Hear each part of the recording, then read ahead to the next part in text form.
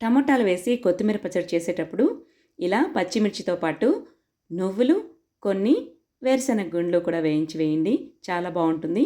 చూడండి, ఇప్పుడు బాండీలో ఆయిల్ వేసుకొని జీలకర్ర వేసుకొని మీరు తినే కారానికి తగ్గట్టు పచ్చిమిర్చిని యాడ్ చేసుకోండి.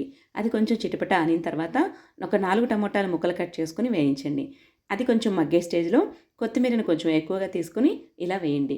అది బాగా వాడింది అనుకునే స్టేజ్లో మనం 1 స్పూన్ కానీ 2 స్పూన్లు కానీ నువ్వుల్ని యాడ్ చేసి ఈ నూనెలో వేయించండి.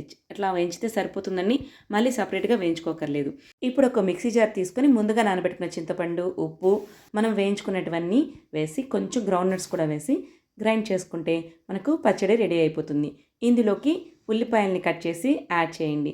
ఇది చూడండి, ఇలా కచ్చాపచ్చాగా ఉంటే సరిపోతుంది. ఈ పచ్చడి ఇడ్లీ, దోశలే కాకుండా అన్నం, చపాతీలోకి ఎందులోకైనా చాలా బాగుంటుంది. చూసారు కదా, నచ్చిందా? ట్రై చేస్తారా? మీరు కూడా ట్రై చేసి నాకు ఎలా కుదిరిందో కామెంట్ చేయండి.